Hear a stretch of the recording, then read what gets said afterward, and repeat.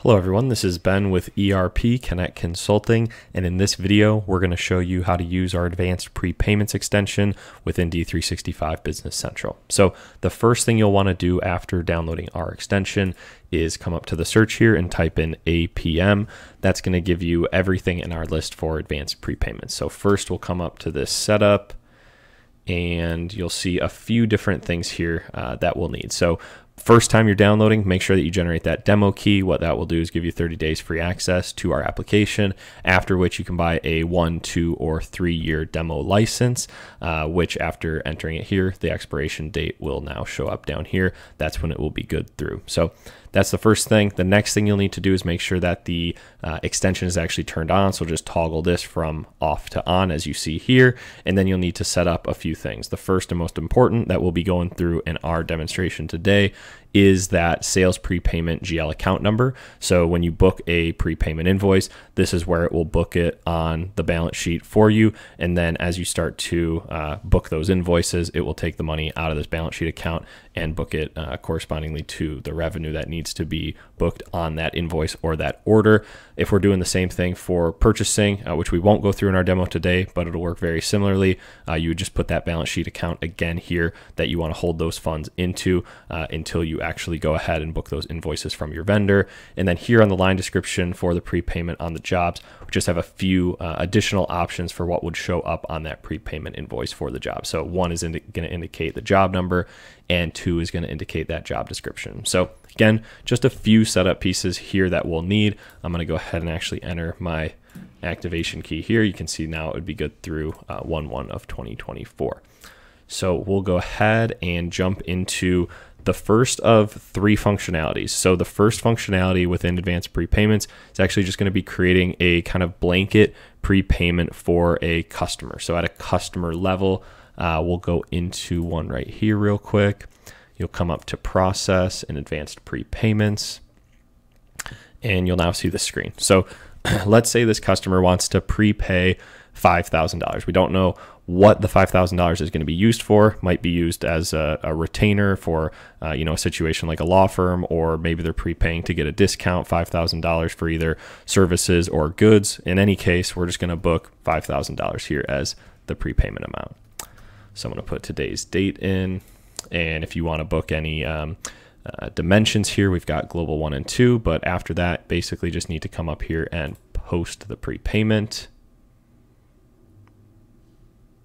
And what this is going to do now is in the grid down here, we see prepayment invoice for this customer. We've got it's a remaining amount of $5,000.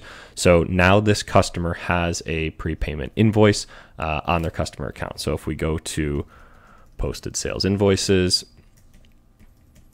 we would see that here.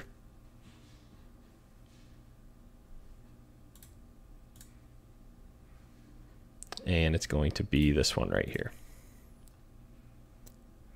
So I'm going to click into it real quick, and you can just see customer C00500 prepayment on account. Again, we don't know what this money necessarily is for yet, but the customer is prepaying, and it's going to be used as a bucket of funds to use against future invoices. So now if I just create a quick cash receipt for this, then we can go ahead and actually create the invoices, and we will show you what that effect looks like as well. So bear with me real quick as we create a cash receipt.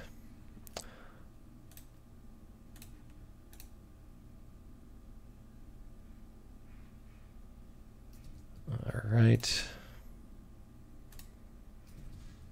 We're gonna do 5,000.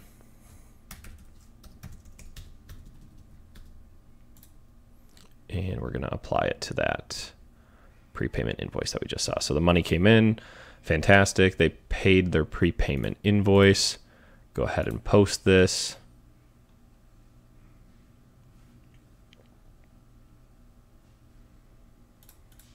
All right, want some dimension values just real quick here. All right, should be good now.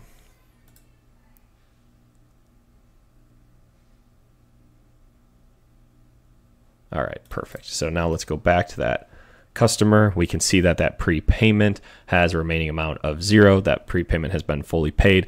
Now let's go jump over and act like we're starting to create some invoices for this customer. So customer pays $5,000. Weeks later, right, we might do some service for them, or we might sell them some product. I'm just going to go into a sales invoice real quick. And if I go into the sales invoice, we'll create a new one.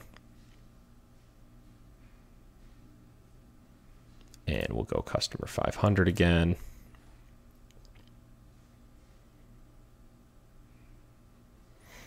All right, so I'm going to say, let's say we did, maybe this $5,000 is for retainer. So let's go week ending 3/5. We did 10 hours of work for them for $200 an hour. So in this case, they owe us $2,000, but they've already prepaid $5,000, and we want to use that prepayment to apply against this invoice and show them that there's actually no money due on this invoice because it's part of the prepayment. So what we can do now, I'm just going to add some dimension codes in there so we don't get an error, is we can post this. The one thing I do want to mention, which is going to be the same here on the next example, which is going to be sales orders as well as the jobs, we have this exempt from prepay application. You can see APM there. It's indicating that this is part of our extension. So with this off, it will not exempt it from the prepayment application. So with that, it's going to use that money that's on the prepayment, if it's on the customer account,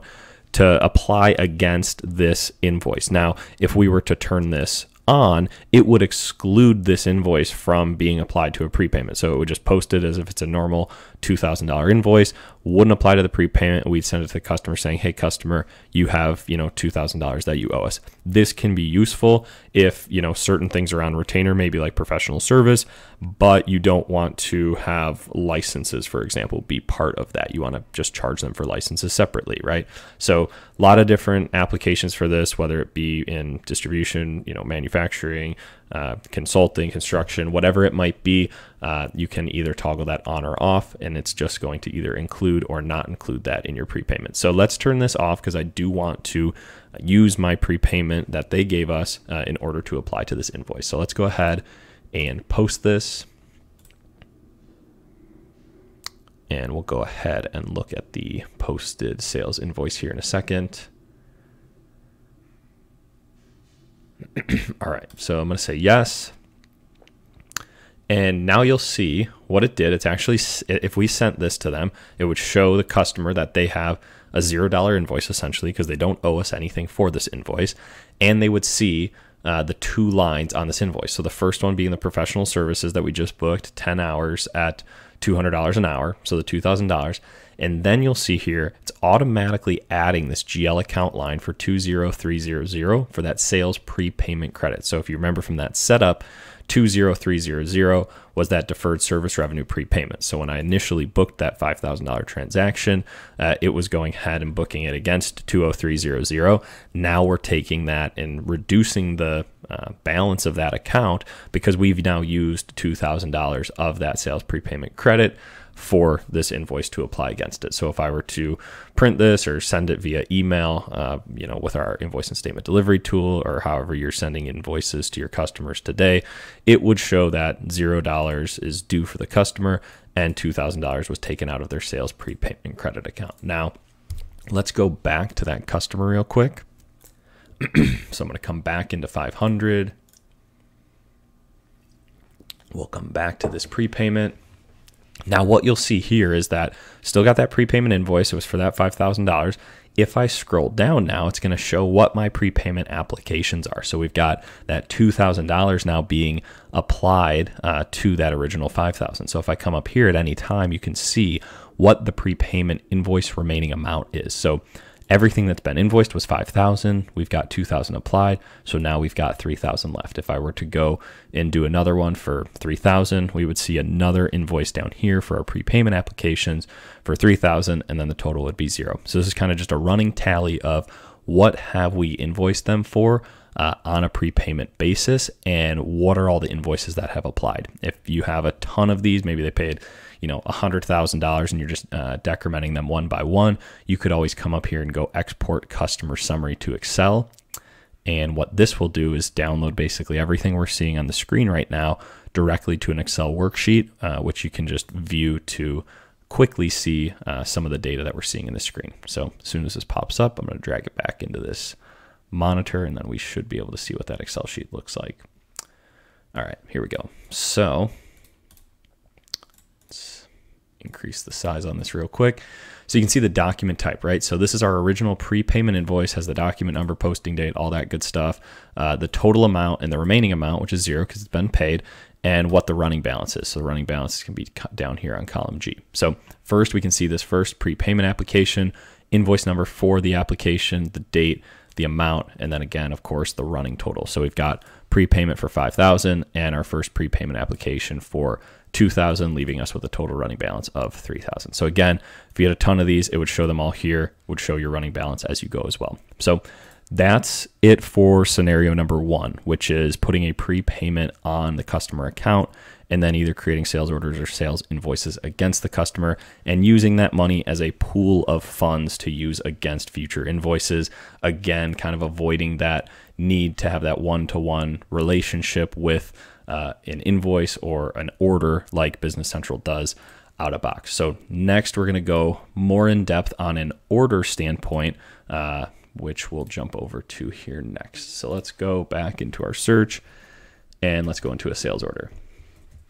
So while we're getting in here, one of the biggest benefits of using our tool on the sales order is going to be the ability to actually edit sales orders and kind of change those prepayment amounts if needed. Let's say a customer calls and says, hey, I want 1 laptop, right? And then they're going to prepay for it to get a discount, let's say. And then they call back, a day later and we haven't shipped it yet. And they say, hey, actually, we want 2 laptops, right? Today in Business Central, you can't easily do that on a sales order without, canceling documents and things like that, and then going ahead and reopening it and changing it and all that fun stuff, right? So this is going to make it a lot easier to deal with those changes on a order by order basis. So let's go ahead here and show that in action. So I'm going to create a sales order here for this customer. I'm going to add we can use that laptop as an example. I think I got a Surface in here or a MacBook, either will work. So let's go Microsoft Surface. We'll sell them 1. Let's make it 1,000 even for easy math. All right, perfect. And then what we're going to do here, once this saves, I'll add some dimensions in here as well. All right, perfect. So very similarly to what we saw on the customer of adding this in is going to be the same on the sales order. So we're going to come up here to process and use the advanced prepayment tab again here. Now it's going to look very similar, right? So we have that laptop for 1,000 and we can come in here and just say, okay, let's say they're going to prepay the full amount. So I'm going to put in 1,000 here and I can put in today's date. And this is going to work almost identical to what we just saw. So I'm going to go ahead and post the prepayment. I'm going to click post, and now you see that that remaining amount is 1,000, and we've got a pending prepayment invoice out to the customer. So same thing would happen. They would need to obviously pay this, and then we'd apply it through the cash receipts. And then from there, we'd be able to do this. Now, the functionality for blocking the prepayment is going to be the same as you have in out-of-box Business Central, which if you go to the sales setup, should be right here. So check prepayment when posting. So again, if I went back and this is on, it's going to say pending prepayment. If I went ahead and tried to post this, it's going to say they're unpaid prepayment invoices related to the document of the order, right? So, okay, great, fine. I can't post this yet. Can't ship it, can't invoice, anything like that because this prepayment invoice has not been fully paid, right? But now the customer calls and says, hey, Ben, we actually need either, 2 of these or we need another item or something like that. So maybe they say, hey, Surface is great, but we also want to test out that MacBook Air, right? So, of course, I have to put it back open, just out of box Business Central there. Always forget that one, but that's okay. We'll fix that here, and we'll put the MacBook Air And we'll do one here, and we'll just do another 1,000 to make it easy. And what this is going to do now, which again, you wouldn't be able to do this in out-of-box BC because that prepayment invoice likes to create that one-to-one relationship with the sales order. Let's come over here. Let's put our dimensions in again. All right, so now we have the total document for 2,000, but that prepayment's still for 1,000. So what can we do? We can come up here, and we don't need to create another document. We can just create another prepayment invoice here. We don't have to edit the other document, I should say, and we can just go ahead and post this again. So now what this is going to do, it's going to show now 2 different prepayment invoices. Of course, you could void this one out completely if you just wanted to show them one $2,000 prepayment invoice. But nonetheless, now you have 2 prepayment invoices out there for $1,000 a piece. So let's go ahead again and show you what those look like.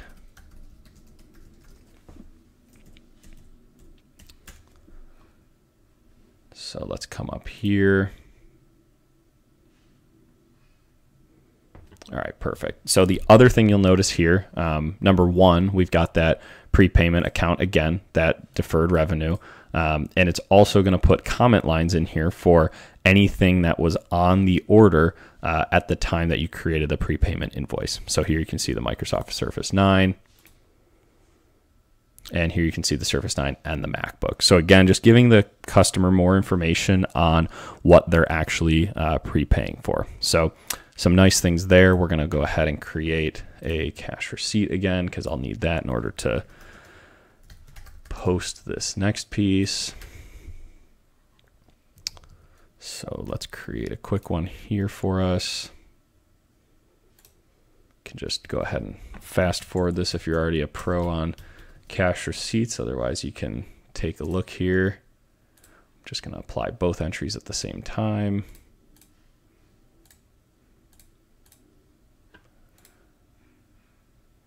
Alrighty, perfect. Let's go ahead and post that. Where's the dimension? All right. Let's go ahead and post that now. All right, perfect.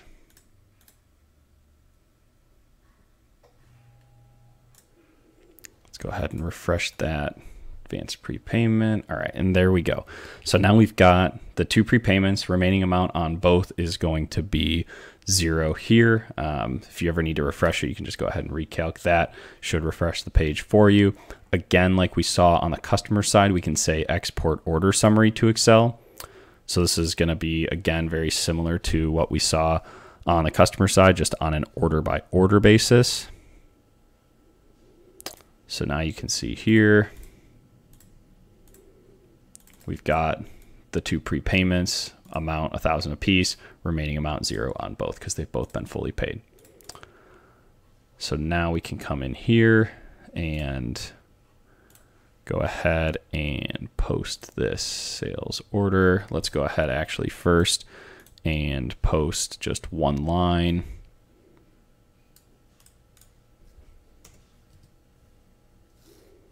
All right, I'm going to ship and invoice this first line.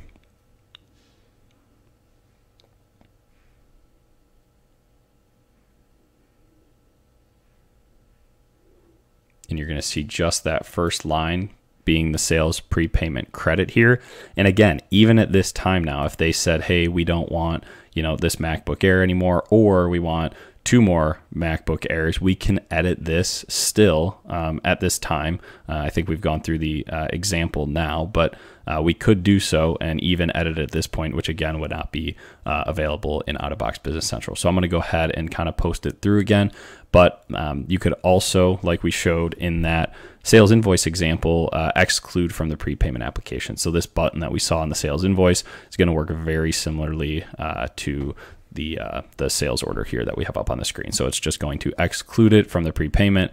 It wouldn't create another one of these lines, and it would just go ahead and create the invoice off of the order for the client to pay outside of the prepayments that they've already made. So in this case, I'm just going to go ahead and post it so we can finish out this document. And I'm going to go ahead and click no there. Now, if I go look at the posted sales invoices for this document,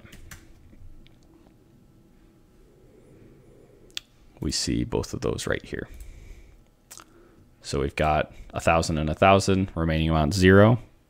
If I click into 2, it'll again show that prepayment invoice that we saw earlier. And all of these are fully paid now. So again, those were the prepayment invoices. And down here we have the actual invoices for the 2 computers that we had. So $1,000 here. And then that was actually the second one, and this would be the first one. So again, you can see that total here is 0 because the client actually does not owe you anything on this invoice. It's been taken out of the bucket of prepaid funds on that individual order, and everything's good to go. All right, so that is it on the sales order specifically. And the last thing now that we want to show is how a prepayment would work on a job. So it's going to be very similar to what we just saw on the order, but we're going to hop over to a job. So let's come over here. Let's go into this consulting job that I've already got up. And we want to come into one of these job planning lines.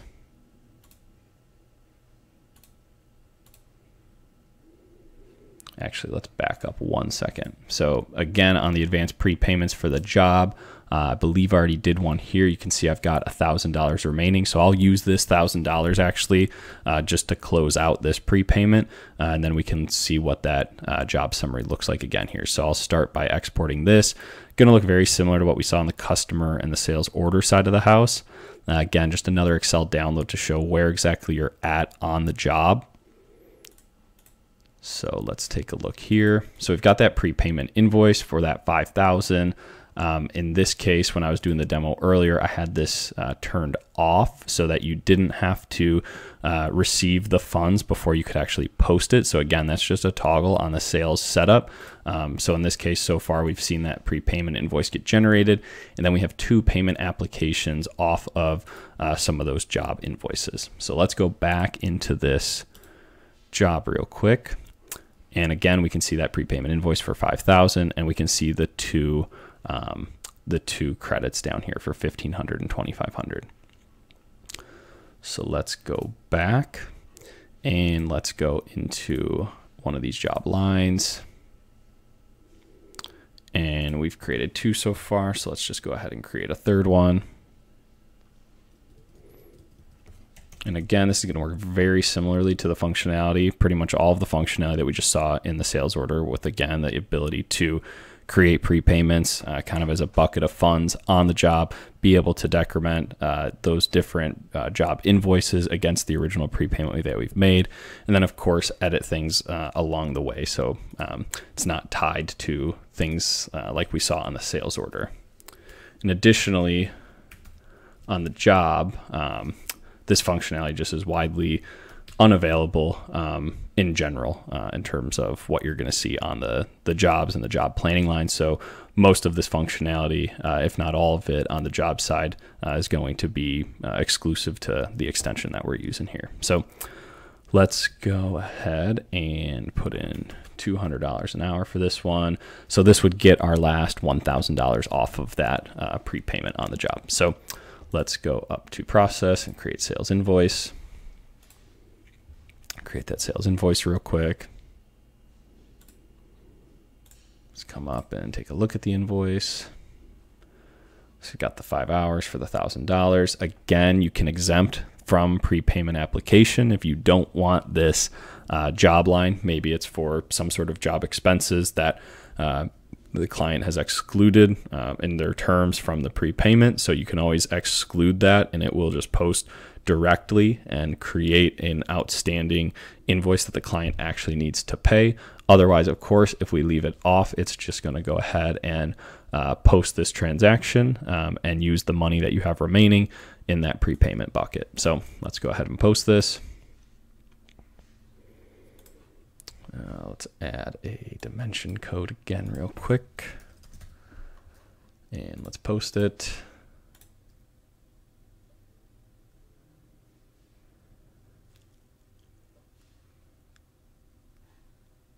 All right, perfect. So now let's open what that invoice looks like.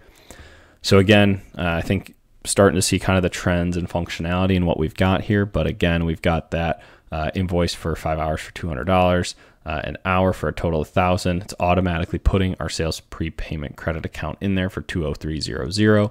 And we see that total invoice now due to the customer is $0. So you generate this, you send it to the customer, they go, perfect, sales prepayment is being used again to pay off my sales invoice, and they don't owe you any money because they've already prepaid that full piece. My job kind of total invoiced here now. You can see that prepayment remaining amount is now 0. If I come back up to the advanced prepayment piece here, again, $5,000, all $5,000 has now been exhausted.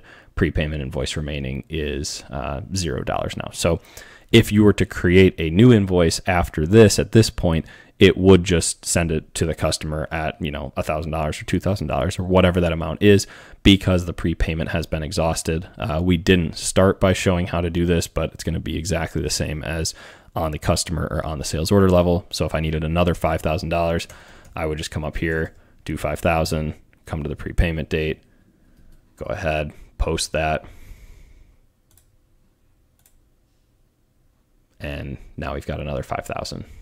So again, in the earlier case, I had the requirement turned off. Now that I have it turned on, you would need to get those funds deposited into the account and have the remaining amount be 0 before that prepayment invoice would be able to be utilized on one of these transactions. So that's it for advanced prepayments. We've covered both the ability to do prepayments on customers as blanket prepayments that can be used against future invoices. We went over a second example of how prepayments can be used on sales orders differently than how prepayments are used on sales orders out of box. So the big things there are you have the ability to edit the sales order on the fly, add additional prepayments to the sales order after the original has been created. We also have, again, those toggles. Those are just going to be out-of-box toggles for advanced prepayments, which, again, the BC functionality will work with, whether you want to restrict that from being required or not in terms of getting the money before the sales order goes out. So that's on the sales order. And then for the job, we have the job prepayments. Again, what I was showing on my screen here, the ability to create those prepayments, associate them to jobs, which is not currently available in Business Central, and then use that bucket of funds again to use for future job lines and job invoices. So that's about it on the advanced prepayments. We've covered the 3 main pieces of functionality. The first being the blanket prepayment at the customer level, where you can post that prepayment as a bucket of funds and then have future sales invoices decrement from that prepayment that you've created on that customer's account. The second being that prepayment on a sales order. So again, some key functionality that doesn't exist with out-of-box Business Central today that we've enhanced, such as being able to edit that prepayment invoice as well as the lines on the sales order as you're working with the sales invoice. Of course, that toggle on the sales setup still applies, so you can either block or unblock the ability to make sure that the prepayment has been fully paid before you can ship and invoice that sales order. But again, extending that functionality with the ability to manipulate the sales order as you go and give you more flexibility throughout the process. It also shows up on the PDF, that custom verbiage being included. That's not in the out-of-box form. So again, when posting that prepayment, it will show you the items that are on the sales order on that prepayment invoice as well.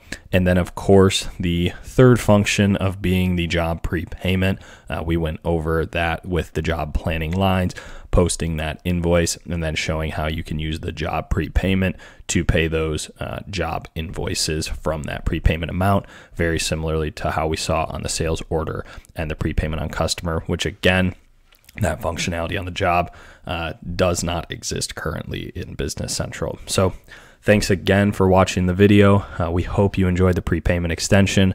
We hope you've also had a chance to check out many of our other great extensions that are also on AppSource, which will help improve productivity and efficiency, as well as insights through some of our dashboarding tools. If you have any questions, please feel free to reach out to anyone on our team at any time, and we'd be happy to help set up future sessions or answer any questions that you have. And of course, some of our best recommendations come from the recommendations that you all have submitted. So if you see anything that you'd like added to one of our apps, please do not hesitate to reach out. Thanks again for watching, and hope everyone has a great day.